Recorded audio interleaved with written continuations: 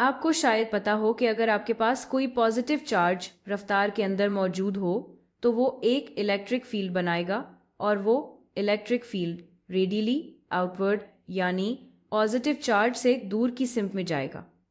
और आपको ये भी पता होगा कि अगर वायर में करंट हो तो वो करंट एक मैग्नेटिक फील्ड बनाता है और वो मैग्नेटिक फील्ड इस वायर के गिर्द लूप करती है।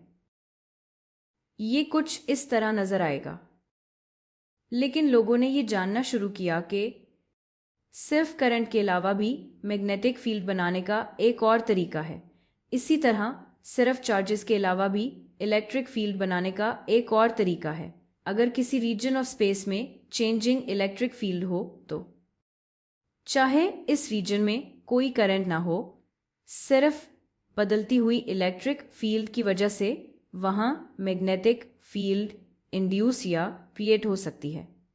तो ये एक ऐसा तरीका था मैग्नेटिक फील्ड बनाने का जिसमें करंट की भी ज़रूरत नहीं थी, बस इस रीजन में बदलती हुई इलेक्ट्रिक फील्ड चाहिए थी।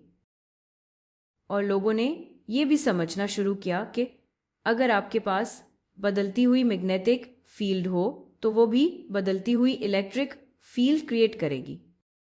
और एक बहुत सही स्कॉटिश फिजिसिस्ट जिसका नाम जेम्स क्लार्क मैक्सवेल था, इसने ये समझा कि अगर ये बात दुरुस्त है, अगर बदलती हुई इलेक्ट्रिक फील्ड बदलती हुई मैग्नेटिक फील्ड बना सकती है तो बदलती हुई मैग्नेटिक फील्ड भी आगे चलकर बदलती हुई इलेक्ट्रिक फील्ड बना सकती है और वो फील्ड फिर आगे बदलती हुई मैग्नेटिक फील्ड बना सकती है। और इस तरह आप यहाँ एक चेन रिएक्शन सेट कर सकते हैं जो वेव की तरह प्रोपेगेट करे और आपको एक वेव मिलेगी इलेक्ट्रिक और मैग्नेटिक फील्ड्स की जो बाहर की तरफ सफ़र करेगी और अब उनका अपना अलग वजूद होगा इस पेरेंट करंट या पेरेंट चार्ज से हटकर जिसने उन्हें बनाया था।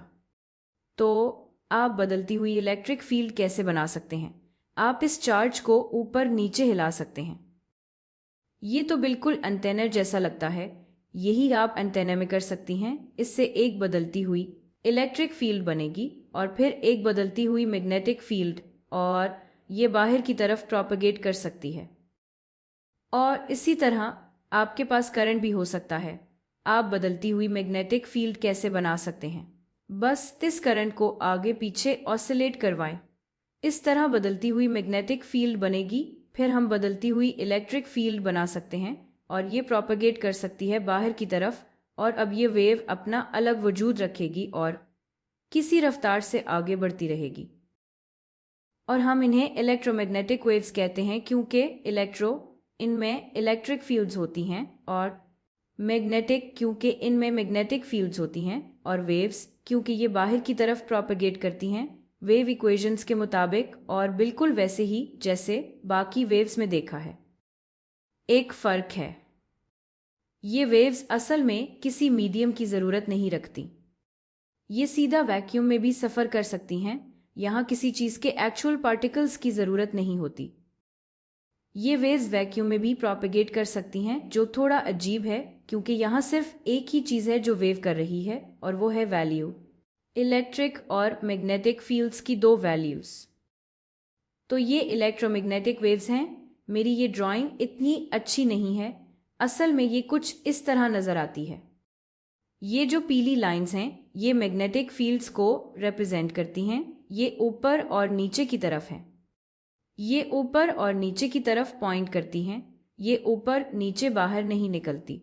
मुझे बस इसे इस तरह ड्रॉ करना पड़ता है, लेकिन मैं ये कहना चाह रही हूँ कि यहाँ इस पॉइंट पर ऐसा नहीं है कि मैग्नेटिक फील्ड ऊपर निकल रही है, बल्कि ये ऊपर की तरफ पॉइंट कर रही है।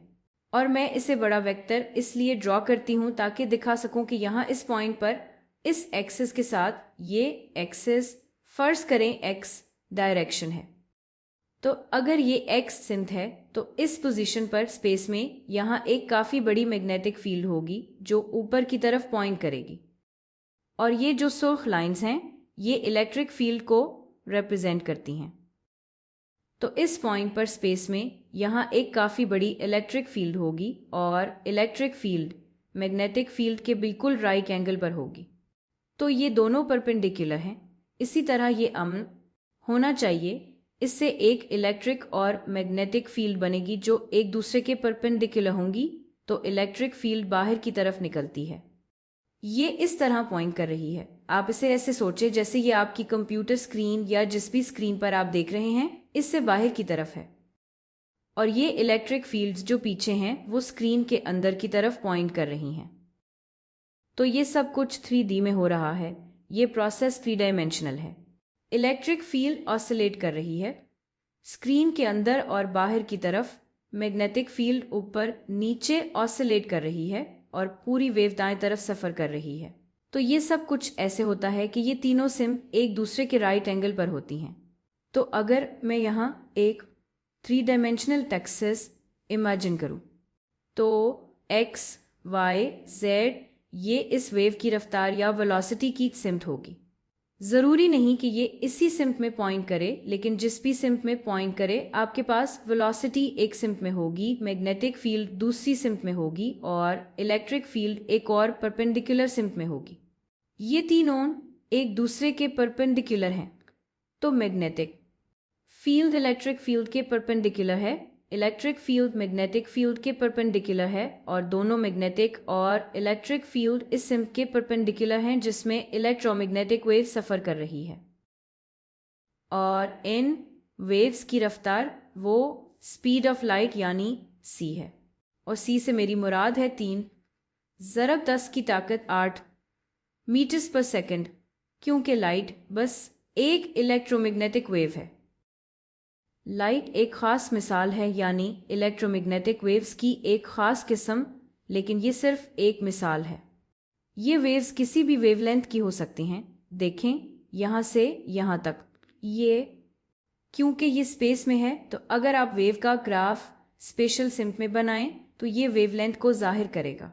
ये वेव्स किसी भी वेवलेंथ की हो सकती हैं, कोई भी ख़ास वेवलेंथ और कोई भी ख़ास फ्रीक्वेंसी हो सकती है। फ्रीक्वेंसी वो रेट होगा जिस पर ये तब्दील होती हैं। तो अगर आप इसे टाइम में देखें तो स्पेस के इस पॉइंट पर मैग्नेटिक फील्ड कभी ऊपर पॉइंट करेगी, फिर नीचे, फिर ऊपर, फिर नीचे, और जिस रफ्तार से ये हो रहा है यानी 1 सेकंड में जितनी बार ये होता है वो फ्रीक्वेंसी होगी। ये वेव्स किसी भी फ्रीक्वेंसी की हो सकती हैं, लेकिन एक ख़ास रीजन है और वो रीजन है विजिबल स्पेक्ट्रम। तो हम इन फ्रीक्वेंसीज और वेवलेंथ्स के रीजन को, जो इलेक्ट्रोमैग्नेटिक वेव्स में हो सकती हैं, इलेक्ट्रोमैग्नेटिक स्पेक्ट्रम कहते हैं। और इलेक्ट्रोमैग्नेटिक स्पेक्ट्रम के बारे में सीखने को बहुत कुछ है, मैं आपको बस जल्दी से दिखा देती हूँ। अगर हम फर्ज करें कि यहाँ ग्राफ बना रहे हैं इस लाइन के साथ हायर फ्रीक्वेंसी, तो मान लें इस डायरेक्शन में ये राइट की तरफ हायर फ्रीक्वेंसीज को शो कर रहा है, यानी ज़्यादा हर्ट्ज़, क्योंकि फ्रीक्वेंसी की हम इसी में पैमाइश करते हैं।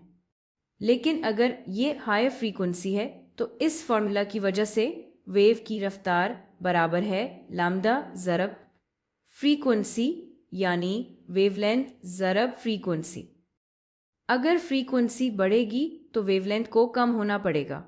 तो इस राइट वाली सिम्प में ये स्मॉलर वेवलेंथ होगी, और वेवलेंथ को मीटर में पैमाइश करते हैं। लेकिन जब लाइट की बात हो रही हो, क्योंकि इसकी वेवलेंथ बहुत छोटी होती है, तो अक्सर नैनोमीटर में बात की जाती है। तो विजिबल स्पेक्ट्रम कहाँ होगा? विजिबल स्पेक्ट्रम बस यहाँ हमारे रेंज में एक छोटा सा हिस्सा है। ये सारा हिस्सा इलेक्ट्रोमैग्नेटिक स्पेक्ट्रम कहलाता है।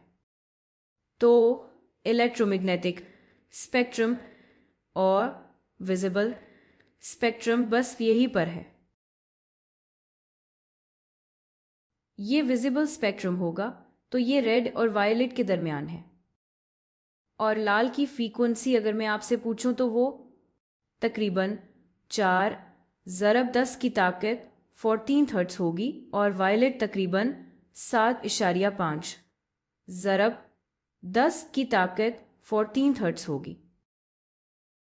या अगर आप वेवलेंथ की बात करें तो लाल तकरीबन 750 नैनोमीटर्स होगा और वायलेट तकरीबन 400 नैनोमीटर्स होगा, और नैनो से मुराद है 10 की ताकत -9। अच्छा, लेकिन ये तो बस एक छोटा सा रीजन है। वायलेट से भी ज़्यादा हाई फ्रीक्वेंसीज हो सकती हैं, और इन्हें हम क्या कहते हैं? इन्हें हम अल्ट्रा वायलेट कहते हैं। और हमें पता है कि ये हमारे लिए नुकसानदेह हैं। और ये हमारे लिए इसलिए नुकसानदेह हैं क्योंकि जैसे ही हम राइट की तरफ जाएं, हायर फ्रीक्वेंसी का मतलब है ज़्यादा एनर्जेटिक लाइट। तो अगर आप फोटॉन्स की बात करें जो इस लाइट को बनाते हैं, और अगर आप क्वांटम मैकेनिकली बात करें तो जैसे जैसे आप आगे बढ़े हायर फ्रीक्वेंसीज में जाएं, इनमें ज़्यादा एनर्जी होगी। इसका मतलब है ये ज़्यादा ख़तरनाक हैं।